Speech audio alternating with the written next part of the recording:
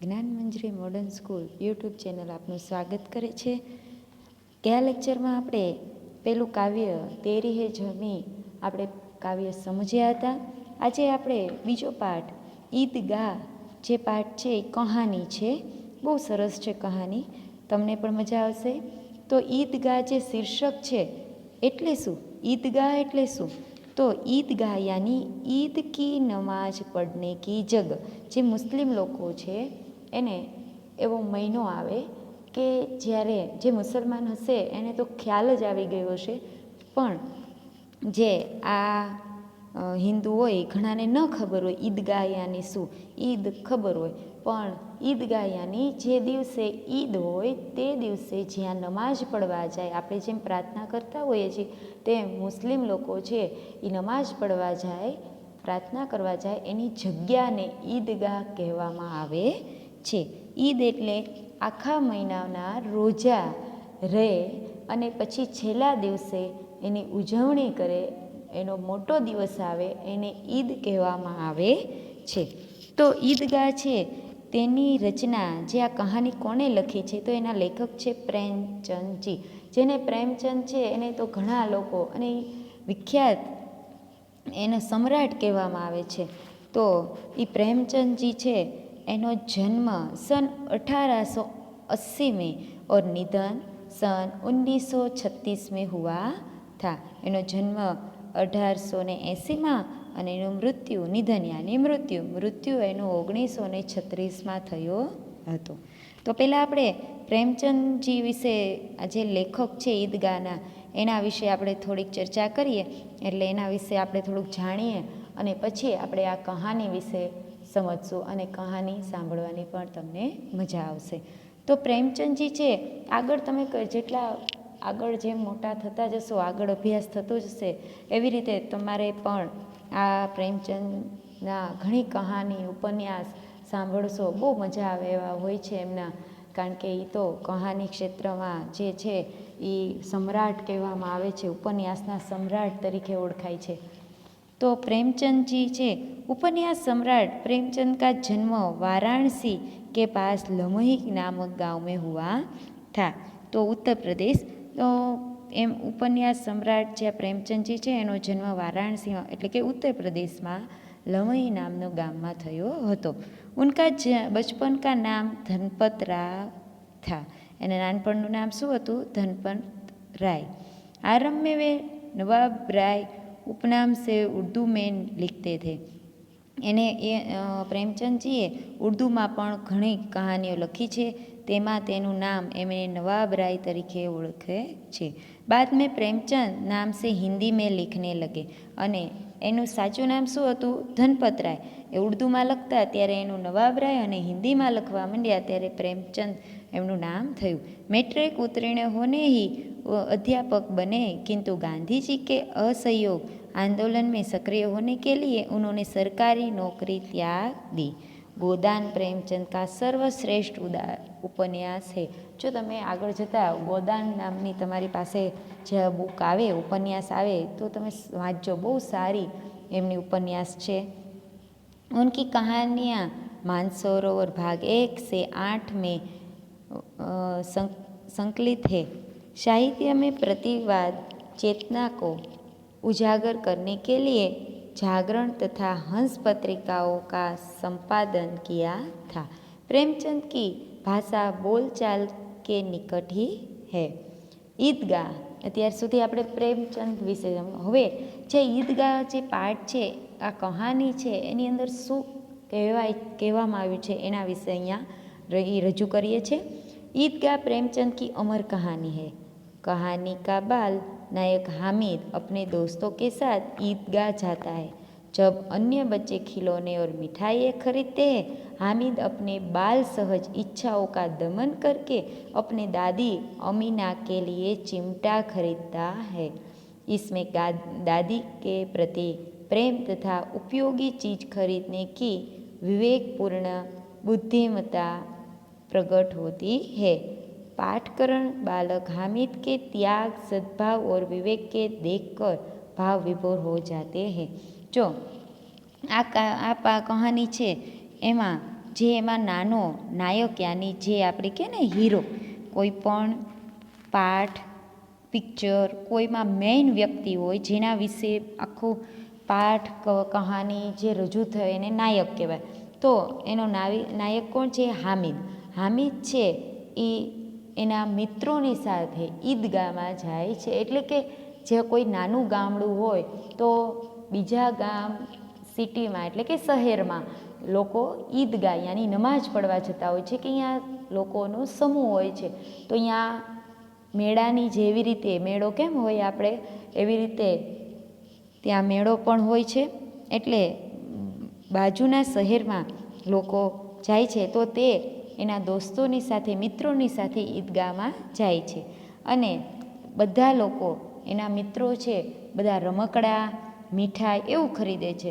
પણ આ હામિદ છે એના ઈચ્છાને દમન કરીને એટલે કે ઈચ્છાને દબાવી દે છે અને તેની દાદી છે એનું નામ હોય છે અમીદા, એની માટે ચીમટા યાની ચીપીઓ ખરીદે છે. અને એની દાદી પ્રત્યે એને કેટલો પ્રેમ છે એ આમાં દેખાઈ આવે છે. અને એનામાં કેવી બુદ્ધિ અને એક વિવેકતાથી એના બધી ઈચ્છા, નાનું બાળક હોય એને તો ઘણી ઈચ્છા હોય પણ એના બધી ઈચ્છાને એ દબાવી દે છે અને એના દાદી પ્રત્યેના પ્રેમથી તે અને વિવેકતા અને બુદ્ધિથી તે એની માટે ચીપીઓ ખરીદે છે. બરાબર છે. તો આગળ પાઠમાં આપણે જોઈએ કે શું કામ એને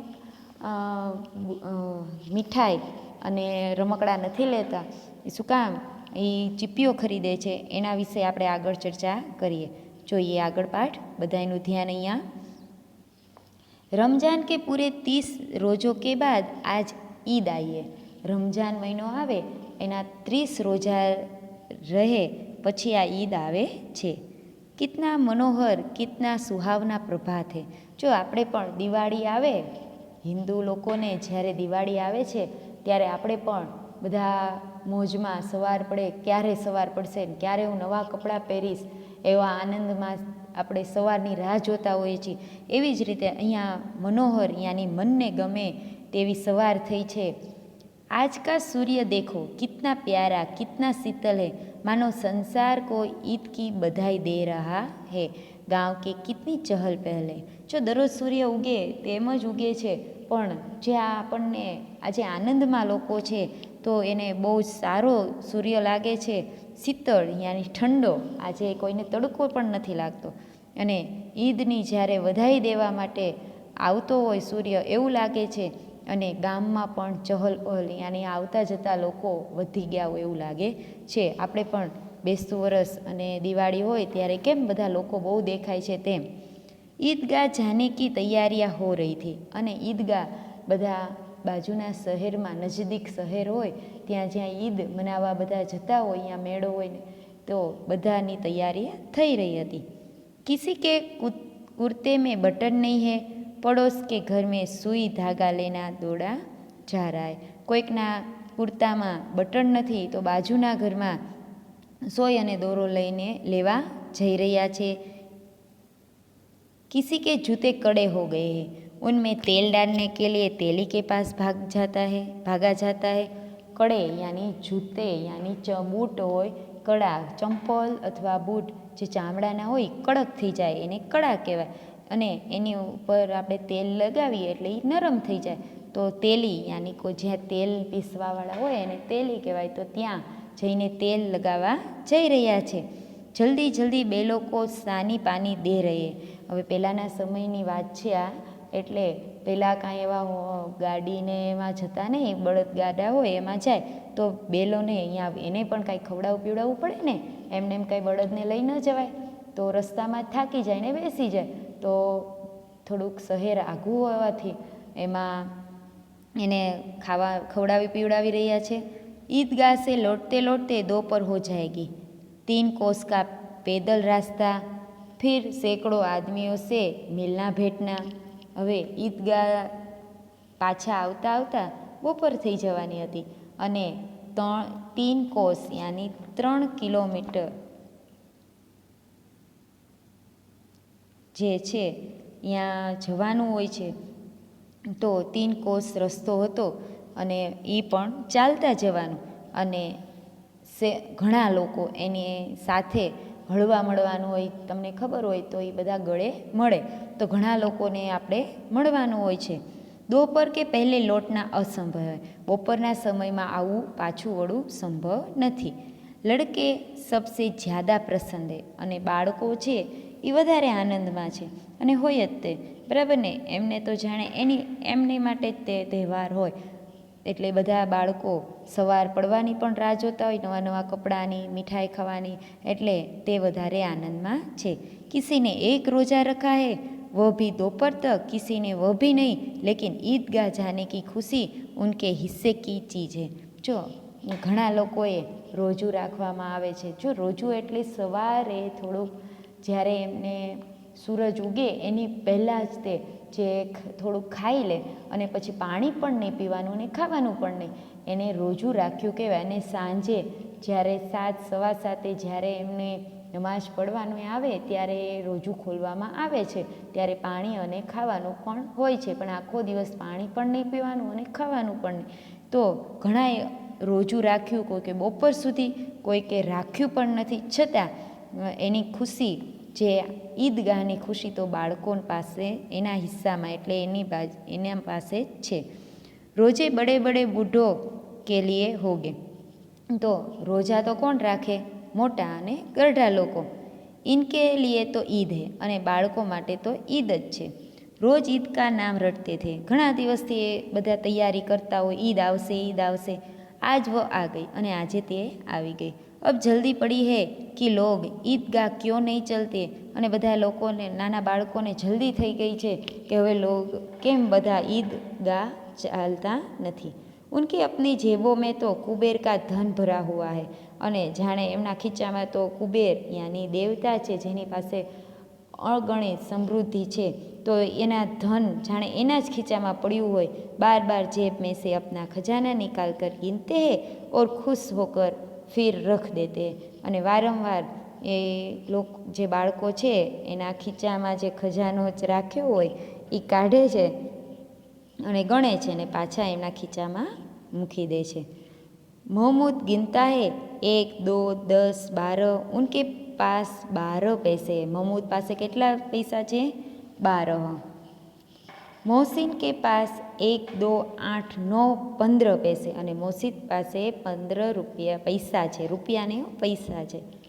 ઇન્હી અગિનિત પૈસો સે અગિનિત ચીજે લાએગે, અને આ બધામાંથી ગણી ન શકાય એટલી વસ્તુ લાવશે. ખિલોના, મીઠાઈયા, ગેંદ ઓર જાને ક્યાં ક્યાં.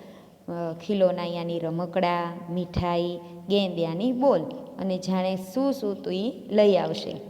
ઓર સબસે જ્યાદા પ્રસન્ન હે હામિદ. જો હવે જે હામિદની આપણે ચર્ચા કરી રહેવાના છીએ તે હામિદનું નામ આવે છે, કે અને સૌથી વધારે આનંદમાં હોય તો કોણ? હામિદ. ગરીબ સૂરત, જો એનું વર્ણન કરવામાં આવ્યું છે. ગરીબ સૂરત, દુબલા પતલા લડકા, जिसका बाप गत वर्ष हैजे की भेंट हो गया. જો અહીંયા મુહાવરો આવ્યો, ગરીબ સૂરત, એની તે હામિદ છે એ ગરીબ છે એટલે એનું મોઢું ગરીબી જેવું દેખાઈ આવે છે. દુબલા પતલા લડકા, દુબળો પાતળો તે છોકરો છે. જિસકા બાપ, એના પિતા છે, ગયા વર્ષે તે હેજે કી ભેટ હો ગયા. હેજે કી ભેટ હો જાના એટલે કે એવી તાવથી, બીમારીથી તેનું મૃત્યુ થઈ ગયેલું. ફિર એક દિન માં ભી મર ગઈ, અને એક દિવસ તેની માનું મૃત્યુ પણ થઈ ગયું.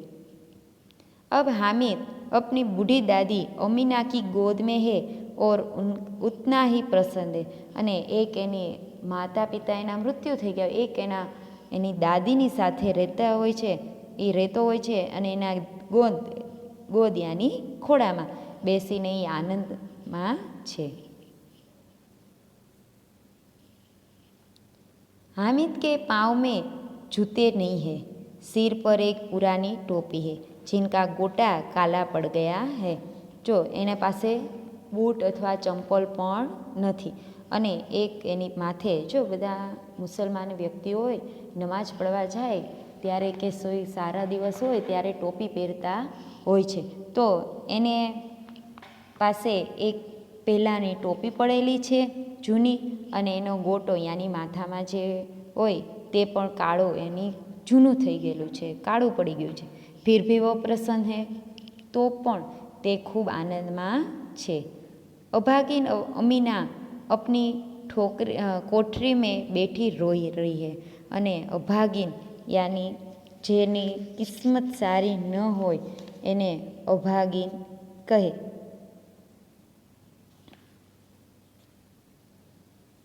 બરાબર, તો તે પોતાની કોઠરી યાની એની જે ઝૂંપડી છે, એનું ઘર છે, એમાં બેઠા બેઠા રડી રહી છે।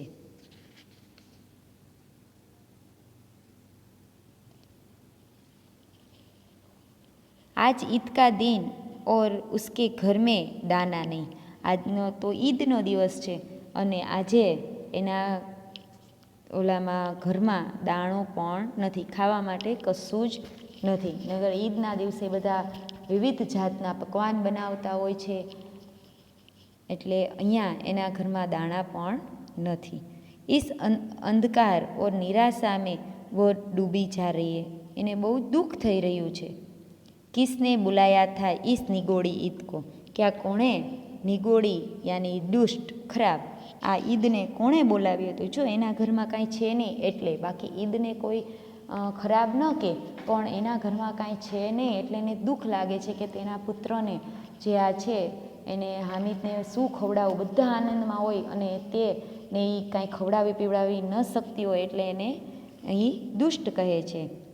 अमीना का दिल कचोट रहा है। અને અમીનાનું જે દિલ છે એ બહુ દુઃખી થઈ રહ્યું છે।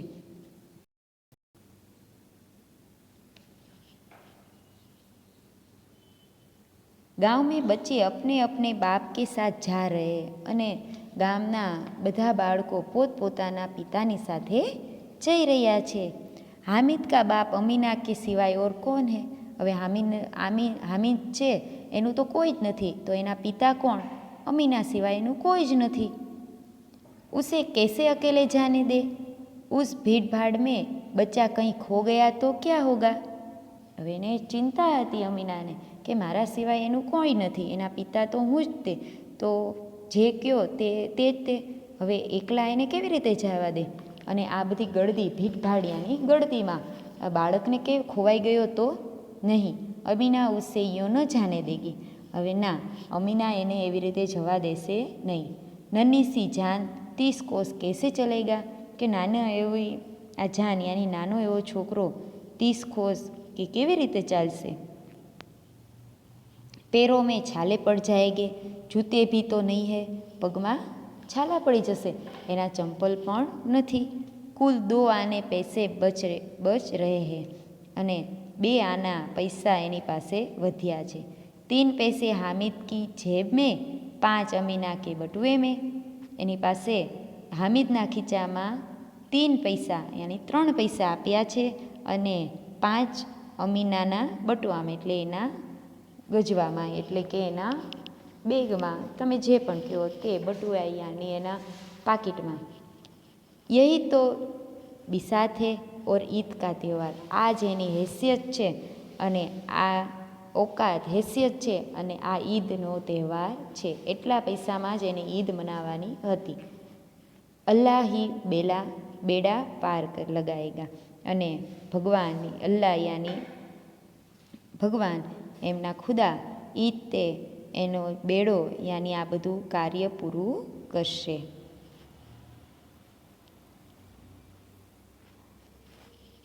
हामिद भीतर जाकर दादी से कहता है, तुम डरना नहीं अम्मा, मैं सबसे पहले आऊँगा। हामिद છે એની દાદી પાસે જઈને અંદર જઈને કહે છે કે અમ્મા, એને અમ્મા કહીને સંબોધે છે કે તું ડરીશ નહીં, બધાની પહેલાં હું આવી જઈશ। ગાંવ સે મેલા ચલા। અને ગામથી આ બધા મેળા યાની બધા મેળામાં જવા નીકળ્યા। और बच्चों के साथ हामिद भी जा रहा था। અને બધા બાળકોની સાથે હામિદ પણ જઈ રહ્યો હતો। कभी दौड़कर आगे निकल जाता, फिर किसी पेड़ के नीचे खड़े होकर साथ वालों का इंतजार करता। તે દોડીને આગળ નીકળી જાય અને ઝાડની નીચે ઊભો રહી જાય અને બધા એની સાથે આવવાવાળાનો રાહ જોતો। हामिद के पैरों में तो जैसे पोर लग गए हैं। हामिदના પગમાં તો જાણે પાંખ લાગી ગઈ હોય। વહ કભી થક શકતા થા. જેને પાંખ લાગી ગયો એટલે એટલો ઉત્સાહ એને હતો, તો એ કાંઈ થાકી જાય. બડી બડી ઇમારતે આને લગી, અને ત્યાં મોટા મોટી બિલ્ડિંગો આવવા લાગ્યું, એટલે કે શહેર આવી ગયું. યહ અદાલત હે, યહ કાલેજ હે, યહ કલાઘર હે, આગે ચલે.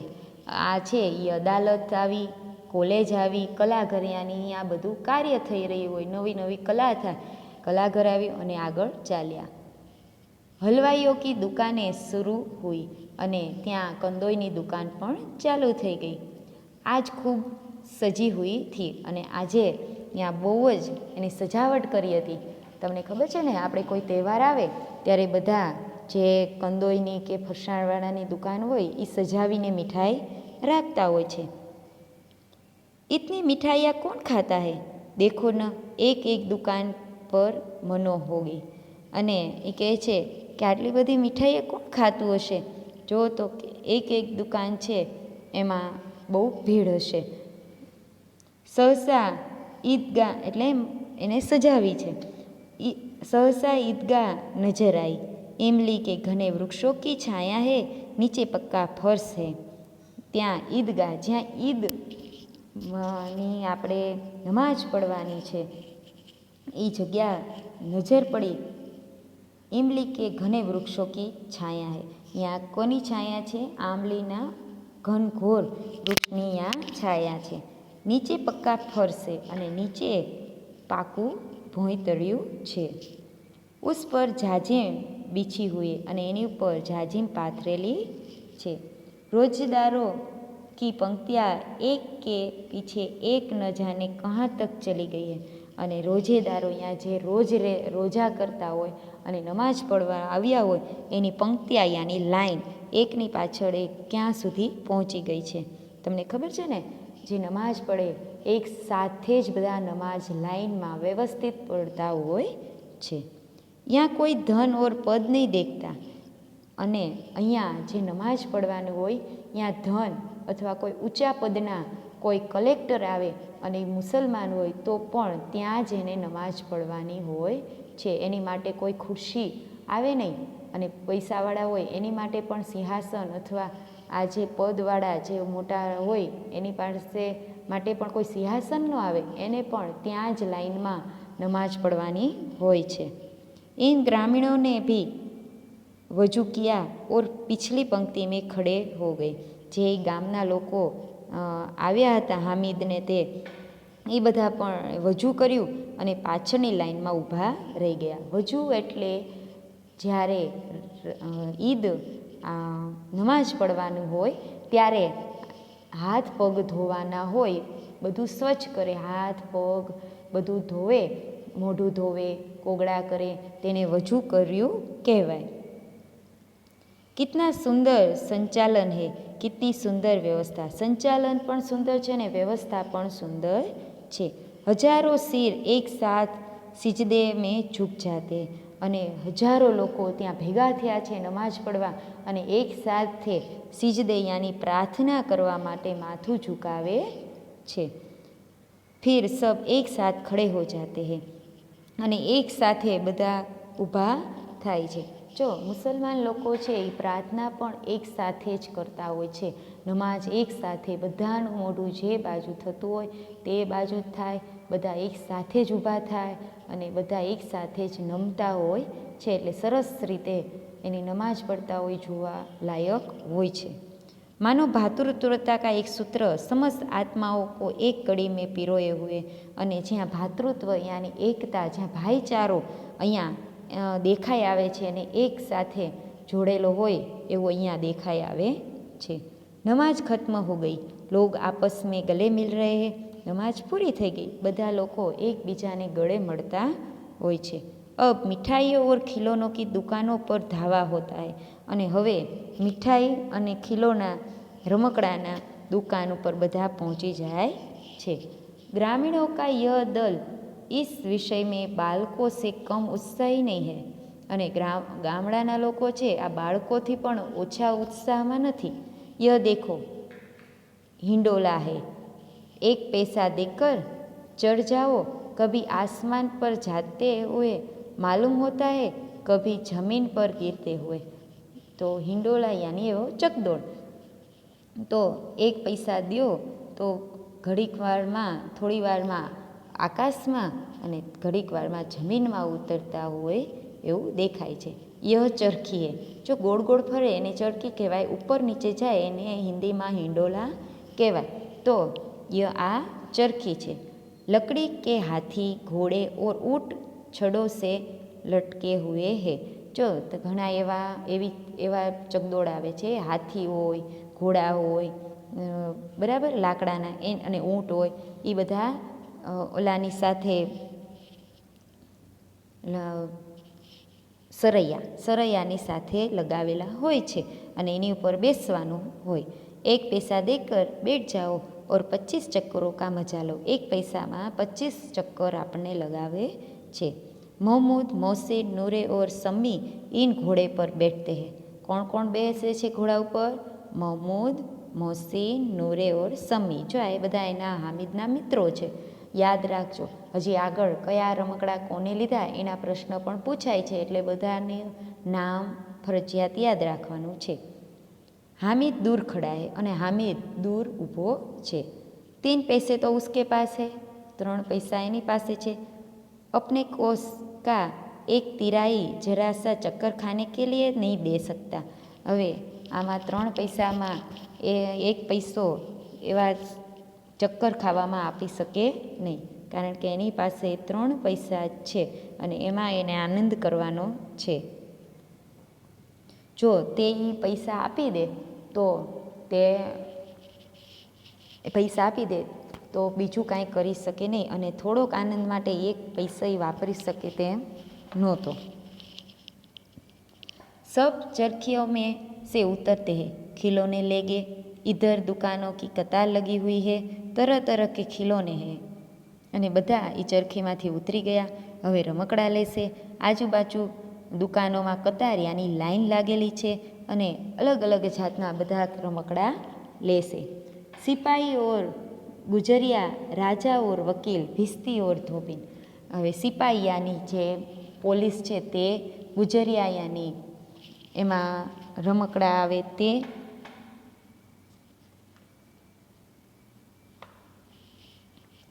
અને આગળ રાજા અને વકીલ, એવા બધા અલગ અલગ જાતના રમકડા છે તે બધા ખરીદશે। કંધે પર બંદૂક, ધોબીન, ભીસ્તી યાની જે ચામડાની થેલીમાં પાણી ભરીને લઈ જાય તેને ભીસ્તી કહેવામાં આવે છે। ધોબીન યાની કપડાં ધોવાવાળા। વાહ લગતા હે, એ બધા રમકડાના નામ છે। વાહ લગતા હે અબ બોલના હી ચાહતે હે, એવા રમકડા છે કે જાણે હમણાં જ બોલી પડશે। महमूद सिपाही लेता है, જો યાદ રાખજો, महमूद શું લે છે? सिपाही।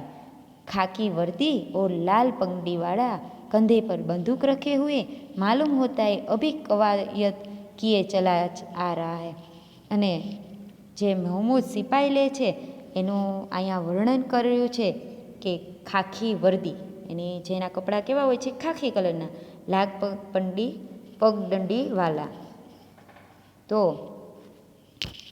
અને બંદૂક ખંભામાં રાખીને જાણે હમણાં કવાયત યાની પરેડ કરીને આવતો હોય એવી રીતે લાગે છે। મોહસિન કો ભિસ્તી પસંદ આયા। મોહસિન નામનો એનો જે મિત્ર છે એને ભિસ્તી યાની મસક મેં પાણી ઢોને વાલા, મસકમાં પાણી નાખવાવાળા હોય એને ભિસ્તી કહેવાય। કમર ઝૂકી હુઈ, ઉપર મસક રખે હુએ, અને કમર છે એ વાંકી વળેલી હોય અને એની ઉપર મસક યાની ચામડાની થેલી જેમાં પાણી ભરવામાં આવે છે તેને મસક કહેવાય। એ ભરીને તે પાણી રેડવે છે।